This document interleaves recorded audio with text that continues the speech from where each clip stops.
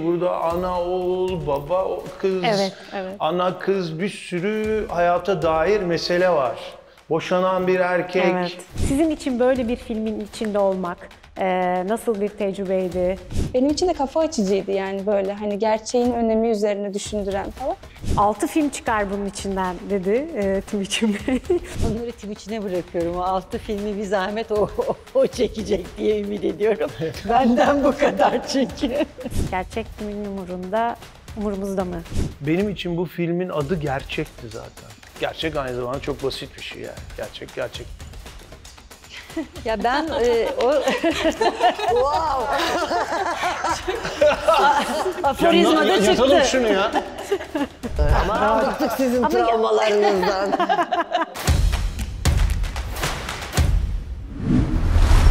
Aysun Öz'le Başka Şeylerden merhabalar. Bugün benim için çok anlamlı bir film konuşacağız. O da Bir Şey Mi? Çünkü benim memleketim Söke'de geçiyor. Ve Söke'de her zaman öyle sinemaya konu olacak bir yer değil. Hani çok kadim topraklar elbette ama o yüzden Pelin Esmer'e buradan baştan teşekkür ediyorum. Ve elbette yanımda bu muhteşem filmin uzun süreden beri izlediğim en iyi filmlerden bir tanesiydi. Baştan söyleyeyim, baştan itiraf edeyim.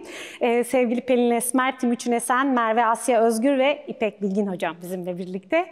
Hoş geldiniz. Tabii sinema müzesinde olmak, bu röportajı bir sinema müzesinde yapmak ayrıca bence çok keyifli. Ellerinize sağlık.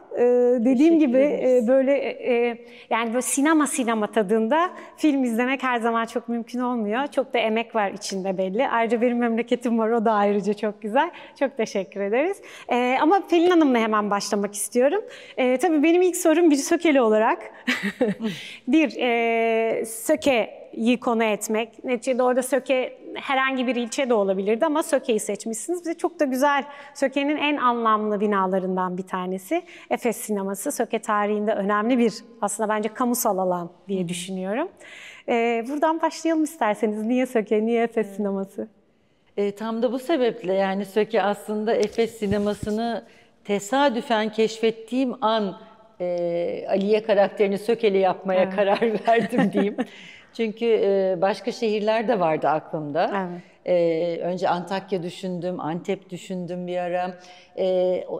Aliye'nin yaşadığı yeri arıyorum. O sırada da korona vardı ve ben en sevdiğim mekan araştırma kısmını yapamıyordum. Evet. Dolayısıyla ben evde YouTube videoları izleyerek şehirleri, kasabaları keşfetmeye çalıştım. Ve izlerken bir günde Aydın'a sıra geldi. Aydın tarafına bakıyorum. Orada da işte Söke'de Sökeli biri arabasından işte Söke'yi tanıtıyor. Evet. Ama belki farkında bile değil o an Söke sinemasının ya da Efes Palas Otel'in ve sinemasının kadraja girdiğinin belki farkında bile değil. Çünkü o genel bir tanıtım yapıyordu. Ama tabii algıda seçicilik, ben kızın kasabasını ve otelini aradığım için ben tabii o an böyle gerçekten çok şaşırdım. Hemen durdurdum ekranı. Böyle büyüttüm falan. Baktım Söke, Efes Palas Otel, altına da sineması yazıyor. Evet. Yani hadi oteli buldum ama sineması inanılmaz bir bonustu. Yani olacak bir şeydi. Yani kısmet diyeyim yani. Tam benim kısmetim. Dolayısıyla Aliye karakteri de bu sayede Sökeli oldu diyeyim yani. O sinema ve otel şeyine. Ama tabii bu o kadar da sadece binayı beğendiğim için değil. Yani bina çok özel bir bina. 54 yılında Ziya Nebioğlu çok önemli bir mimarın yaptığı bir bina. Yıllarca çok önemli kişiler sahneye çıkmış. Çok özel bir mekan. O ayrı ama tabii ki bu filme uymaya da bilirdi. Tabii. Ama ben Aliye'nin mekanını böyle bu kadar gerçekle gerçek dışı arasında bir yer hayal ettiğim için bu kadar iyisini de hayal edemeyebilirdim. Evet. Yani ve bulamazdım çünkü yani. Ama orayı bulunca dedim ki bu Aliye'nin karakterine çok uygun. Yani içiyle dışı arasındaki farkı bu mekana yerleştirirsek Aliye'yi çok daha rahat ve güçlü anlatabilirim dedim. Bunun üzerine de Sökeli oldu. Evet. Cuk oturmuş o zaman. Evet. Sizin hani var olan film düşüncenizde dediğiniz gibi hayal etmesi bile yani zor bir mekan bir taraftan da. Hem sinema hem otel olması, şehrin göbeği olması. Evet, gerçek orada bir zamanlar çok canlı bir hayat var. Kültür sanat dünyası da Müzeyyen Senar falan çıkmış ki Tabii. o filmdeki replik doğru. Doğru yani Silvana Pampanini İtalya'dan getirmişler. O benim uydurduğum bir replik değil, o bir gerçek replik, gerçek gerçekten. Evet. Timuçin Bey, siz de artık böyle yorulmuş, sıkılmış belki de biraz yönetmeni canlandırıyorsunuz. Aslında evet, Söke herhangi bir ilçe de olabilirdi Türkiye'de. Orada çok aslında doğu mu batı mı neresi olduğunu da çok bilmediğimiz hani binanın çok daha ön planda olduğu bir mekan. Ama o taşradaki hayata birden kendinizi içinde bulduğunuz, bir de sıradan insanların içinde de bulduğunuz bir taraftan bir karakteri canlandırıyorsunuz. Bu açıdan hani siz rolle ilgili, filmle ilgili, yani tabii Söke'deki hayatla ilgili de olabilir tabii. Yani böyle karşıtlıklar var entelektüel olanla, daha sıradan hayatlar, gerçekle hayaller.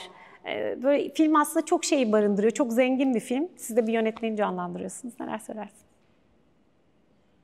Evet,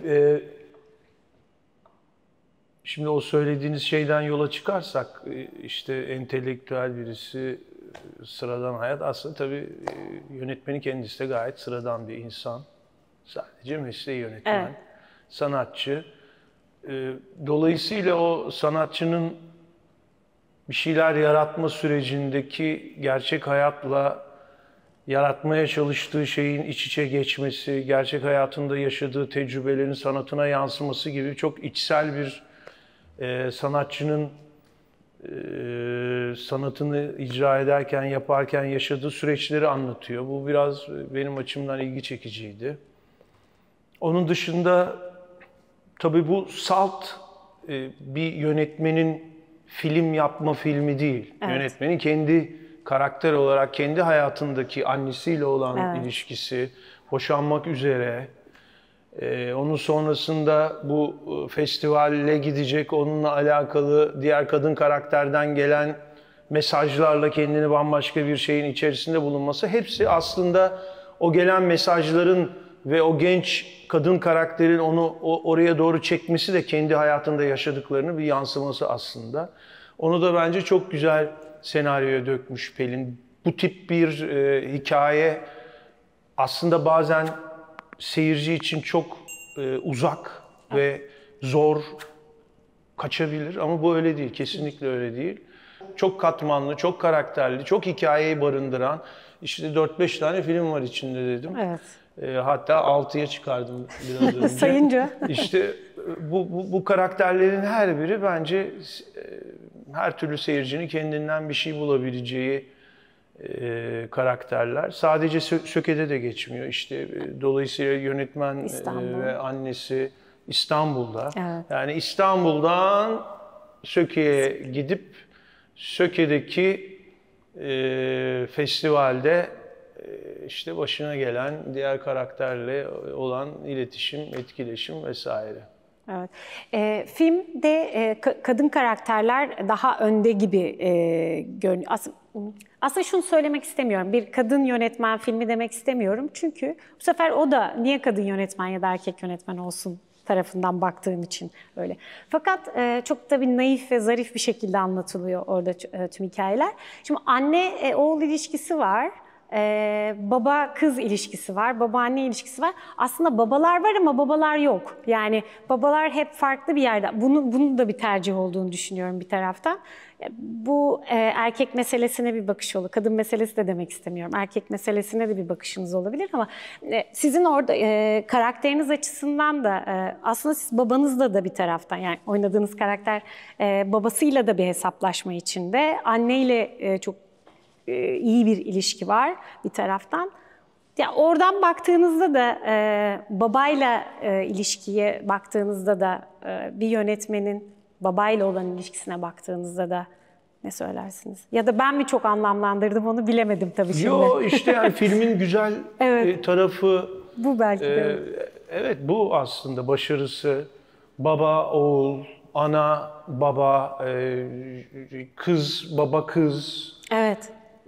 anne, kız, bunların hepsi filmin içinde. Yani bütün erkek çocukların babayla bir şekilde Evet.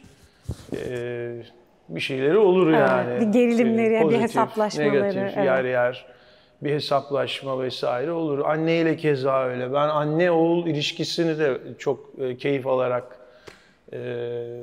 okudum. Sonrasında yaptık. Özellikle İpek'le olması bambaşka bir tat getirdi ona. Zaten işte bence film böyle bir film. Yani bu film şunu dersek bence çok tam özetlemiyor. Yani işte bir yönetmenin işte bir festivalde hikayeler.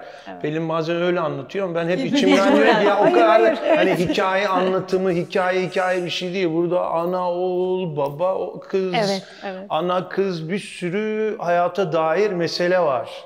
Boşanan bir erkek, işte hani kadın erkek etkileşimi, ilişkisi, çekim gücü ve bunların hepsi çok tadında bırakılmış bence senaryoda. Senaryonun da bence en büyük başarısı bu. Yani seyirciyi bir takım düşüncelerle dışarı çıkaracağını düşünüyorum. Evet. Basit hikayeler, hayatımızın içinde olan, hepimizin yakın durduğu hikayeler aslında. Böyle büyük kahramanlar, büyük olaylar, büyük suçlar ya da büyük günahlar ya da hiçbir şey aslında çok büyük değil. Filmin kendisi büyük ama içindeki hikayeler çok bize yakın hikayeler bir taraftan da. İpek Hocama da oradan sorayım. Aslında oradaki anne oğul hikayesi, bütün hikayeler böyle çok tadında ve küçük küçük veriliyor ama bize çok yakın. Bu da filme ayrıca bir anlam, ayrıca bir büyüklük katıyor olabilir mi? Seyirciyi daha yakın tutuyor olabilir mi kendine? Bu kadar sessiz ama çok yüksek bir taraftan. Yani nasıl tarif edeceğimi tam bilemiyorum ama tüm bu şey kurgu da, senaryo da harika bu arada. Neler bu taraftan bakarak siz neler söylersiniz? Evet, küçük hikayeler. Evet, hikaye anlatmak nedir? Belki bir felsefi bir şey, soru olabilir ama sormasak bile o soruyu hayatımızda kendi hikayelerimizi oluşturmaya çabalıyoruz. Ve onların güzel olduğunu kendimize söylemeye çalışıyoruz. Zaten filmin adı da oradan geliyor. Evet. Dolayısıyla senin anlattığın bir şey mi? Benim başıma şu geldi. Gibisinden hikayelerimizle meşgulüz. Bu felsefi şeyi sormasak bile meşgulüz yani. Güzel yapmaya çalışıyoruz. Dolayısıyla yarıştırıyoruz da bir yandan. Bazen bilfiil yaşamasak bile onu hayalimizde var ediyoruz. Bazıları yaşamasalar onu yazıyorlar. Yani dolayısıyla hikaye dediğin zaman bir sürü bakış açısı var onun içinde. Benim kadın biraz karakter, biraz hikayelerle arasına mesafe girmiş birisi. Yani eve çekilince çok fazla hikaye üretemiyorsun. Bir taraftan da bir başkalarının hikayelerine de çok tutunamıyor. Yani oğlunun da şey yapamıyor. O kadar yani hani tutunsam ne olacak gibisinden. Dolayısıyla ben karakteri okuduğum anda bayıldım. Çünkü benim de öyle bir tarafım var yani evin içine çekilmiş ama ne hikayesi falan dediğim. Yani onu yaşamak çok keyifli oldu. Çok evet, keyifli. çok içten. Evet, keyifliydi. Hatta bu soruyu aslında şöyle soracaktım ama siz bence öyle sormadığım için daha güzel anlattınız. Yani nereden bağ kuruyorsunuz diye soracaktım. Çok klişe gibi geldi birden ama siz o bağı çok güzel anlattınız. Çünkü ben hatta izlerken de ya dedim normalde de bu cümleyi kurardı galiba İpek Hocam diye böyle söylemedim değil kendime. O cümle çok önemli bir cümle. Filmdeki en önemli cümlem. Evet. Kediyle çok ilgili seviyorum. Kediyle ilgili olan mı? Hayır değil. Değil. Travmalarla ilgili. Travmalarla ilgili olan taraf. Tam cümleyi ben de hatırlamıyorum, yanlış yönlendirmeyeyim diye şey yapmıyorum, sormuyorum. Ama evet çok iyi bence o cümlede.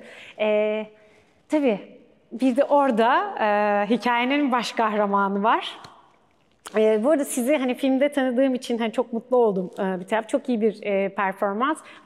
Gerçekten bir de şöyle bir şey düşünme. Bu kadar iyi oyuncularla aynısı. İlk filminiz diye biliyorum ben. Bu kadar iyi oyuncularla aynı kadroda olmak. Bir de hani İstanbul'da değil de Söke'de olunca herhalde farklı şehirlerde çekim olunca daha fazla ilişki kuruluyor setlerde diye biliyorum. Onu da düşününce çok büyük böyle kendi adıma ne kadar iyi bir şans diye tanımladım. Tabii sizin adınız öyle bir tanımım var ama sizin için böyle bir filmin içinde olmak nasıl bir tecrübeydi, nasıl bir serüvendi, nasıl tarif edersiniz? Ben de evet sizin gibi şanslı hissediyorum. Yani sizin tanımladığınız gibi şanslı hissediyorum kendimi. Çok da öğreticiydi. Öncesinde daha stresliydi. Ben böyle sete girmeden önce elimde tekst sanki ertesi gün ameliyata girecekmişim ya da üniversite sınavına girecekmişim ve test edilecekmişim. Kendi kendime de yani bir şeyleri becerip beceremeyeceğimle ilgili çok kaygılıydım. Fakat Pelin Hoca o süreçte hep çok destek oldu. Ve aslında böyle usta oyuncularla oynayacağım için de çok korkuyordum nasıl kıvıracağım diye. Ama onlarla tanıştıktan sonra, birlikte çalıştıktan sonra yani çok şey öğrendim. Sadece hani onları izlemek bile başlı başına bence çok öğreticiydi. O yüzden heyecanlı bir süreçti işin hani pratikteki kısmı. Onun dışında böyle senaryoyla karşılaştığımda ya da kendi karakterim üzerine düşündüğümde o da heyecan vericiydi. Çünkü yani hani bu işte şimdi de konuştuk hikaye meselesi. Bizim gibi bu kadar böyle sözlü geleneğin, hikayelerin böyle bu kadar katmanlı olduğu, köklerinin derin olduğu bir coğrafyada ya da dünyada da yani sadece bu coğrafyayla kısıtlı düşünmemek de gerek belki. Herkesin bir şekilde tutunduğu bir mesele ve doğrudan bu kadar böyle organik hayatın içerisinden oraya ve çok tanıdık olduğumuz hikayeler. Belki benim geldiğim arka plan üzerinden düşünürsek Taşra meselesi daha ya da Söke daha küçük bir kasaba. Taşra bilemiyorum tırnak içinde Taşra ve Söke üzerinden düşününce belki daha yakın bağ kurabileceğim bir şeyken ya da pek çok insan için İstanbul'da yani o daha bu işin içerisinde olmayan insanlar için daha uzak bir hikaye gibi görünen o yönetmenin hayatı da işte onun aile dinaminin içerisinde onların evine girdiğimizde de çok bambaşka bir portre çizilmiyor yani bu memleketten. Bütün bunları böyle incelikle işleyen bir işin içinde olmak, kurmacanın normalde böyle hakikat denen şeyden hep daha sanki hiyerarşik olarak alttaymış gibi konuşulan o şeyi de hikayenin sorguladığı yerleri, senaryoyu bütünüyle gördükten sonra benim için de kafa açıcıydı yani böyle hani gerçeğin önemi üzerine düşündüren falan. Böyle çok katmanlı. Bir de şey vardır ya, Çehov hikayelerinde falan da böyle bir Moskova, böyle bir gitmek şeye. Ama burada mesela birileri var, bir sürü karakter var orada ve bir yönetmen oraya geliyor. Evet. Yani oradan geliyor falan. Böyle yerlerden düşününce falan çok şeyli yani, alengirli bir hikaye. Bu tarafıyla da çok şanslı hissediyorum böyle bir işin içinde olduğum için. Evet. Çok duygularınla, yani mimiklerinle, bedeninle oynuyorsun aslında. Bu da çok kolay bir şey değil diye düşünüyorum. Hani tüm o duyguyu repliksiz vermek, hareketlerinle, kaşınla, gözünle, tüm vücudunla, ya bu daha zor bir şeymiş gibi geliyor bana da. O yüzden başardığın şeyin daha zor bir yerden başardığını düşünüyorum. Yani çok fazla repliğin olsa onları konuşarak yani ifade etsen sözle belki daha kolay olacaktı ama zor bir iş sanki senin. Belki de benim işimi kolaylaştırmak için yapılmış bir tercihtir. Sonuçta herkesin işte farklı, bilmiyorum. O zaman nasıl olurdu onu da bilmiyorum ama beğendiyseniz ne güzel. Teşekkürler. Güzel. Allah ellerinize sağlık. Tabii pek çok festivalden de ödülle döndü. En son Altın Koza'da 8 ödül birden aldı. O da bir şey mi? Sonunda soru işareti yok. Yok. Yok. O da bir şey mi diye sormuyorsunuz zaten. Yani o da bir şey mi diyorsunuz. Evet, vurgumuzun nerede olduğu önemli. Evet. Bu kadar ödülle dönmek, böyle bir hikaye anlatmak, sizin tarzınızda hep ya, çok oturmuş bir tarzınız var ve hayalle gerçeği aslında hemen hemen bütün filmlerinizde sorguladığımız, gerçeğin ya da hayalin biraz peşine düştüğümüz bir film. Bir kere bu kadar ödülle dönmeyi bekliyor muydunuz? Yolculuğu Bundan sonra da gişede de devam edecek. Filmle muradınız neydi? Aslında vermek istediğiniz tam olarak mesaj da neydi? Çünkü 6 film çıkar bunun içinden dedi Timuçin Bey. Hangisi öne çıkıyor o mesajın? Ve hani bu kadar acılı düşünmüş müydünüz? Buradan sorayım. Artık onları Timuçin'e bırakıyorum. O 6 filmi bir zahmet o çekecek diye ümit ediyorum. Benden bu kadar çünkü. Yani bekliyor muyduk? Yani bir şeyler bekliyordum ama bu kadar çok beklemiyordum. Çok aslında rakam önemli değil gerçekten ama çok farklı yerlerden geldi ödül. Ona mutlu oldum yani. Hem seyirci hem 3 farklı jüri hemfikir olunca dedim ki demek burada dert edindiğim şeyleri başka insanlar da dert ediniyormuş. Onlara da bir şekilde farklı yerlerden dokunabilmişim. Ve bu beni çok mutlu etti tabii. Yani yoksa ödüller, bunlar güzel hediyelerdir. Biz güzel kabul ederiz bunları ama sonuçta o dönem oradaki 5 kişinin bir araya gelmesiyle oluşan bir dinamik ve onun sonucu. Yani başka bir jüri hiçbir ilişki de kuramayabilirdi. Dolayısıyla bunları biz güzel hediyeler olarak alıp başımızın üstüne koyuyoruz. Ama seyirci ödülünü de ayrıca altını çizmek istiyorum yani. O beni çok mutlu etti. Yani sadece ödül vermeleri değil, orada salona girerken yaşanan izdiham beni çok mutlu etti. Çünkü artık işte sinemalara gidilmiyor diye düşünüyoruz, üzülüyoruz ki bir yandan da bir gerçekliği de var.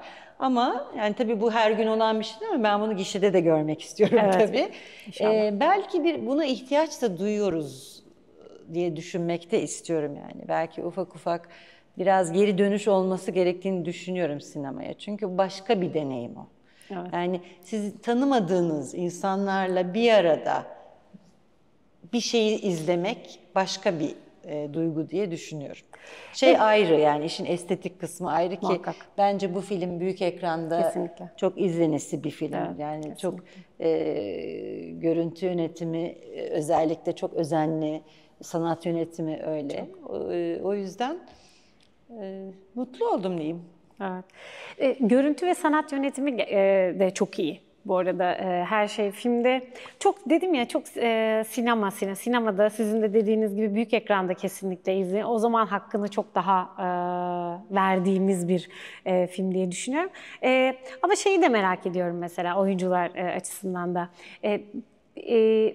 Muhteşem bir performans sergiliyorsunuz, gönlünüzü veriyorsunuz bu bir filme. Ama bu kadar böyle görüntülerin çok iyi olması, sanat yönetiminin çok iyi olması, mekanların çok iyi olması da oyuncuyu tüm o performansların ardından tatmin eden bir şey mi? Yani sadece aslında oyunculukla değil de tüm bu bütün de sizi ayrıca memnun ediyordur sonunda değil mi? Hani izleyince evet ya bu işin içinde olduğum için çok mutluyum. Ya da tam tersinde tabii zaman zaman düşündüğünüz olmuştur belki. Onu da merak etmiyor değilim yani böyle diğer etkenlerde oyunculuğunuzu destekliyor neticede diye düşünüyorum bir taraftan. Tabii ki yani o diğer öğeler olmasa performans da etkilenir ondan. Orada da biz zaten yönetmene güveniyoruz, ona güven duyuyoruz. O bütün bu departmanları yönetiyor zaten adı üstünde. Ama sinemada tabii ki çok önemli. Görüntü yönetimi ve sanat yönetimi ayrıca çok önemli. Yani hemen altında geliyor zaten yönetmenin.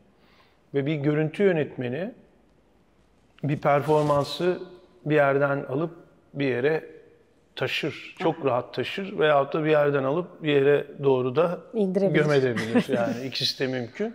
Ama orada zaten yönetmeninize güvendiğiniz zaman o bütün o koşulları yönetiyor. Evet. Aynı şekilde sanat yönetmeni de bambaşka bir öneme sahip. Çünkü sanat yönetmeni içinde bulunduğunuz, oyuncunun içinde bulunduğu mekanı yaratıyor. Aksesuarları oyuncunun kullanımına olanak sağlayacak şekilde oraya koyuyor. Görüntü yönetmeniyle beraber çalışarak o filmin ışık ve renk dünyasını oluşturuyor ki o ışık ve renk dünyası da oyuncunun da katkısıyla filmin duygusal dünyasını oluşturuyor. Anlatmak istediği şeyi daha rahat anlatmasına olanak sağlıyor. Dolayısıyla film zaten böyle bir sanat. Bunun güzelliği, hepimizin gönül verme nedeni muhtemelen odur. Çok kolektif, aşırı kolektif bir sanat dalı. Yani o zincirde bir halka birazcık zayıf olursa film bundan anında etkileniyor. Evet. Aynen öyle. Aslında o görüntü yönetmeni, sanat yönetmeni, yönetmenden sonra insanı hani vezir de edebilir ama bir taraftan dediğiniz gibi performansını düşük de gösterebilir. Özellikle mekan bence oyuncular için çok önemli, performanslar için. Yani ben hatta mümkün olduğu kadar oyuncularımı çekimden önce mekana alıp mekanda vakit geçirmelerini sağlıyorum. Bu bence performanslarını çok etkiliyor. Evet, orada zaman yani geçirmek. orada zaman geçirmek biraz her zaman mümkün olmuyor ama mümkün olduğu zaman yani o mekanı nasıl kullanacak, orada nasıl hareket edecek, neyi kullanacak, hangi aksesuara eli gidecek, yani onları da benim gözlemlemem açısından çok kıymetli. Çünkü ben nasıl o karakterleri o mekanlarla birlikte oluşturuyorsam onlar da oraya bir oturmaları lazım. Yani oraya ait hissetmeleri lazım. O küçücük zaman için bile olsa. Evet. Mesela oradaki bar herhalde çok önemli bir mekan filmde. Her şey oradan başladı Her şey zaten. orada başlıyor. Ve perde. Bence çok iyi bir metafor. Yani metafor olarak da çok iyi bir metafor ve tüm o aslında yönetmenle Aliye arasındaki ilişki de aslında sona doğru biz farklı noktalarda buluştuklarını, spoiler vermemeye çalışıyorum ama aslında perdeyle ve sesle başlayan bir ilişki. Bu da çok güzel. Yani farklı bir yerden bakıyorsunuz yine orada. O da çok güzel. Yani orada çok zaman geçirdiniz diye. En çok orada mı geçti zaman? Şimdi filmi tekrar filmin çok ana mekanlarından biri. tanesi. Aslında tabii işin en keyifli kısmı şimdi izleyicinin yorumlarını dinlemek bana. Ben de dışarıdan şimdi filmi dinliyorum yani. Ama Söyleyecek misin? neyi? Talin'i mi? Hayır. Ha, onu söyle. Onu söyle. Söyleyeyim. Mekanı. Hani, Ha, söyleyeceğim ya. Söylemeyeyim mi? Söyleyeyim Hadi bence. söylemeyeyim. Peki, sürpriz olsun. Şeyi söyleyeyim. İlk başlangıcı gerçekten benim için bir metafor değil. Ben o pencereyi, o kolu, o perdeyi bundan birkaç sene önce Tallinn'de, Estonya'da bizzat gördüm. Ve her şey ondan sonra zaten başıma aldım. Bütün bunlar oradan çıktı. Başıma neler geldi yani. Her şey o küçük pencere ve perdeyle. Metafor falan değil. Ya Tallinn'e bir festivale jüri üyesi olarak davet edilmiştim. Günde 3-5 tane film izleyip çok bunalıp küçük bir bara kaçtım bir akşam. Herkesten kaçıp. O barda da böyle U şeklinde bir tezgah. Evet. Sadece o, yani bütün bar bir U şeklinde bir tezgah ve arada bir işte kocaman böyle şişman bir barmen. Onun arkasında da küçük bir servis penceresi ve oradan da kırmızı kazaklı bir kadının kolu. Bütün sadece gece kol görüyoruz. Kirli bardakları koydu ve temizlerle değiştirdi. Tabii ben böyle bir yarım saat uğrayayım diye gittiğim yerden 3-5 saatte anca çıkabildim ve bütün gece yüzünü görmediğim o kadını izledim. Sonra da işte o kadın meğer Aliye'ymiş. Aliye, evet. Levent de benmişim mesela. Yani aslında tabii ki ondan öncesinde hikaye çok zihnimde ufak ufak birikmeye başladı ama bir yerden bir başlamam gerekiyordu ve bu pencereyi görmek beni harekete geçirdi diyeyim. Evet. Peki o biraz hayal, biraz gerçek ya da kurgu ya da gerçek, yani nasıl adlandırabiliriz bilmiyorum. Her ikisi de olabilir belki de. Orada filmin bence en önemli sorularından oydu. Bu arada tekrar izleyip böyle pek çok şeyi not alabiliriz, öyle bir film. Ama gerçek kimin umurunda? Hatta siz mi söylüyordunuz? Yok, Levent Yok, söylüyordu. Levent söylüyordu. Evet, gerçek kimin umurunda? Belki aynı sahne olabilir. Siz soruyor. O zaman hepinize ben bunu da sormak istiyorum. Gerçek kimin umurunda diyebilir miyiz? Gerçek umurumuzda mı? Özellikle şu içinde bulunduğumuz dünyada gerçeğin peşinde miyiz? Kurgunun mu yoksa yalanın mı? Ondan emin değilim. Çünkü baktığımızda en çok okunan haberler yalan haberler. En çok ilgi gösterdiğimiz o belki şeyler, kurgular. Hani gerçeklerden kaçıyor gibiyiz ama gerçekler çok acı olduğu için mi bilmiyorum ama filmin bu sorusuna da sizler nasıl cevap verirsiniz? Gerçek kimin umurunda, umurumuzda mı ya da? Vallahi ben şöyle gireyim isterseniz. Çok uygun olur mu bilmiyorum bunu söylemem ama benim için filmin, yani o açıdan enteresan oldu soru. Benim için bu filmin adı gerçekti zaten. Yani benim bakış açımdan yani her hikayeye yaklaşırken oyuncu kendi kafasında bir şey yapar. Yani bu hikaye neyi anlatıyor? Neye parmak basmak istiyor? Ben neyi anlatacağım? Benim bakış açımdan da aslında bu anlatılan her şeyin paydası gerçekti. Yani gerçek kimin umurunda, gerçek ne, herkesin gerçeği ne, gerçek herkese göre değişir mi vesaire vesaire.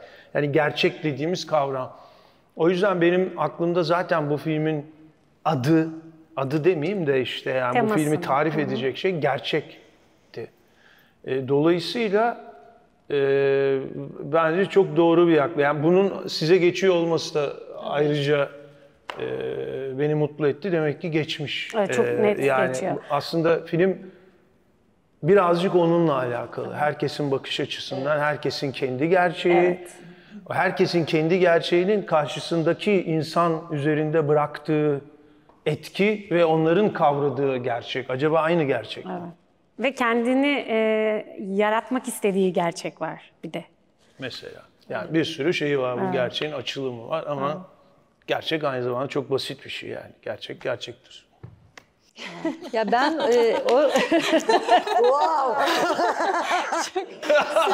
aforizma da çıktı. Yazalım şunu ya. Ya yazarken en zor yazdığım diyalog buydu. Çok gittim geldim. Ama sonunda dedim ki güveneceğim Timuçin'e. Çünkü bunu nasıl vurguladığı o kadar filmi belirleyecek bir şeydi ki dedim bunu yazacağım ve oynayacak. Ve o oldu. Gerçekten de çok düşündüğüm gibi çünkü çok zor bir cümle. Yani çok zor dediğim çok şey düşündüren, vurguyu nerede nasıl yaptığına göre çok değişecek bir şey. Gerçek hepimizin umurunda. Hem de çok umurunda. Yani gerçek kimin umurunda diyor ama gerçek kimin umurunda? Kime mi baskı yapıyor? Yoksa gerçek kimin umurunda mı diyor? Evet. Yani ya da gerçek ne? Yani onu o kadar ikisi arasında yapmasını istiyordum ki ve de çok da güzel yaptı. Gerçek hepimizin umurunda ama aslında dediği gibi yani Timuçin'e o noktada katılıyorum. Bu film yani hep hikaye diyoruz evet, ama evet. hikaye yani. Evet. Sonuçta biz gerçekle kurmaca arasında bir dünyada yaşıyoruz ve gerçeği nasıl kurduğumuz benim çok umurumda. Evet. Yani gerçekten daha çok. Ama benim için gerçeğin karşıtı yalan değil. Evet. Yani gerçeği nasıl kurduğumuz önemli. Çünkü her an inşa edilen bir şey bu. Evet. Ama karşılığı illa yalan değil. Onun üzerine aslında bu filmin temeli aslında orada. Yani hikaye yani biraz. Evet. Gerçek kimin umurundanın sonunda da soru işareti yok. Aynı filmin isminde olduğu gibi. Tabii. O da vurgularla bir şey ifade ediyor sizce. İpek Hocam var mı? Gerçek kimin umurundayla ilgili. Gerçek umurumuzda mı sizce? Umursamaz annenin umurunda mı? Evet. Vallahi ben tersini bilmiyorum. Tabii ki gerçek umurumuzda yani. Ama mesela demin konuştuğunuz konuyla ilgili hani sanatsal gerçeklik yaratmak, gerçekçi olmak bunlar ayrı şeyler. Yani hayattaki gerçek meseleyle sanatın içindeki o ayrı bir şey. İki ayrı gerçek. Evet. Evet. O dünyanın gerçeğini kurmaktan bahsediyoruz aslında. Evet. Evet, aynen öyle. Evet. Sen neler söylersin Merve? Benim için aslında şimdi siz söyleyince İpek Hanım, yani kurmacanın gerçeğiyle anın gerçekliği de artık belki de bu filmden sonra bilmiyorum artık her şey birbirine girmiştir. Ya şöyle aslında. Ama şöyle, senin de çok düşündüğünü görüyorum burada, bu noktada. ya ister istemez evet. Biraz da konularda böyle bu yönde düşündüğümüz bir arka plan da oldu. Galiba biraz gerçek, biraz fazla umurumuzda zaten. Ve onun ağırlığı altında hakikaten ezildiğimiz bir yerden zaten işte mitlere, kurmacaya, başka türlü bir yere kaçıyoruz ve bu şekilde aslında gerçek dediğimiz şey de sürdürülebilir oluyor. Yani çünkü çok subjektif bir şey üzerine konuşuyoruz. Yani şu an burada yaşadığımız anın gerçeğini konuşacak olsak bile her birimiz çok başka bir şey söyleriz ki daha aslında birbirine çok da uzak olmayan bir zeminde konuşuyoruz. Bir de bir anda dışarıya çıkıp bunların arasında uçurumların olduğu bir zemindeki gerçeği nasıl algılayacağız ve yöneteceğiz ve nasıl dayanacağız? O da başka bir hani soru işareti. O yüzden belki de biraz fazla umurumuzda. O yüzden de onu nasıl yönlendirebiliriz? Ondan nasıl kurtulabileceğimiz, hayal gücüne sığınabileceğimiz ve bu şekilde hayatı da sürdürebileceğimiz kanalları nasıl açabiliriz? Benim için biraz da bu tarafları böyle kaşıyan bir anlatı bizimki. Evet. Gerçek umurumuzda ama kaçmaya çalışıyoruz ve kendi gerçeğimizi belki de farklı gerçeklerle var etmeye çalışıyoruz. Yani ama kaçmak da böyle ondan sıyrılıp tam anlamıyla hani bir şeyi ignore ederek evet. Başka bir biçimde manipüle ederek görmek gibi de değil. Belki de daha başka bir yerden bakabilmek için uzaklaşmak gibi. Evet. Ben manipüle edildiği tarafların da olduğunu düşünüyorum. Bu arada bu içinde bulunduğumuz dünya.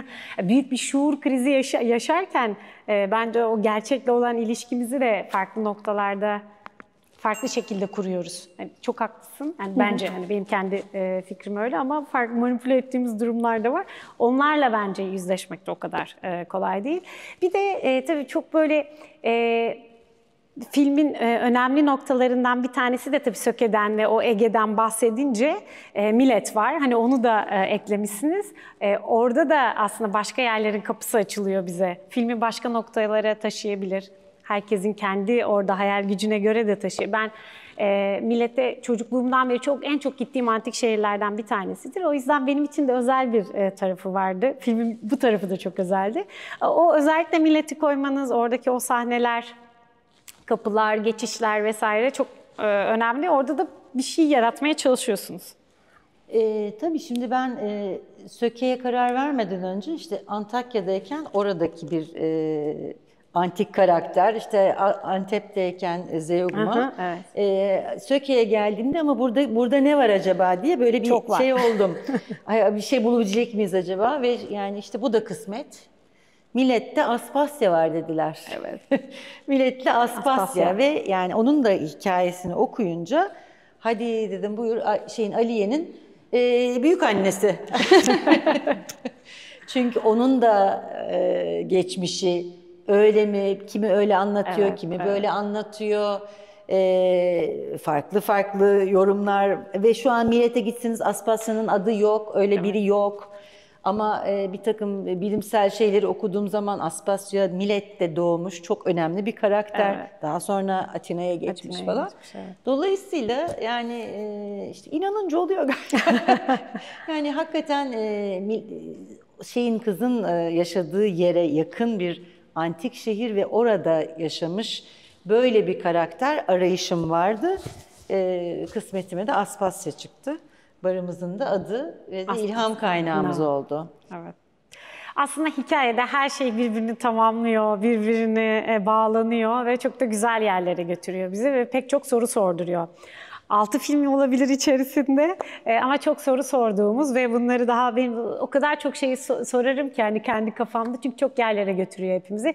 Çok gerçek hikayeler dinliyoruz, izliyoruz bir taraftan da. Oyunculuklar zaten o kadar gerçek ki ama dediğiniz gibi belki de gerçek diyebiliriz diğer isim olsaydı. Belki de o olurdu bilmiyorum. Çok teşekkürler. Burada biz teşekkür ederiz. Zaman ayırdınız bu sinema müzesinde böyle güzel bir sinema filmini konuşmak da benim için ayrıca keyifti. Ellerinize sağlık. Teşekkür ederiz. Sağ olun. Senin şeyi söyleyelim ama. Neyi? O replik. Filmin en iyi repliği. Sen hatırlayamadın ya. Söyleyemem. Nasıl hatırlamıyorum? O Tabii ki spoiler mı? hatırlıyorum. Spoiler değil O ya. değil ya, Aman onu bıktık sizin söyleyeyim. Çok, travmalarınızdan. çok güzeldi. Değil mi? Evet, evet. Söyleyecek miyim? Söyle. Yönetmen izni var. Ama artık sizin travmalarınızdan. Abi aynı şey bence. Evet, bıktık travmalarınızdan. Çok iyi bir replikti. Oğluna söylüyor. Evet, oğluna söylüyor. Evet. Sanatsal travmaları var çok. Oğlumun. Ama o sanatsal travmaların da hani bizim hayatımıza yansıması da ayrı bir konu tabii. Tekrar çok teşekkür ederim. Evet, bizden bu haftalık bu kadar. O da bir şey mi konuştuk, o da bir şey mi sinemalarda mutlaka izleyin. Mutlaka büyük ekranda izleyin. Daha sonra büyük ihtimalle dijital platformlara gelecektir. Ama bu film, yani film gibi film, bir sinema filmi ve mutlaka ekranda izleyin, sinemada izleyin. Görüşmek üzere, iyi seyirler.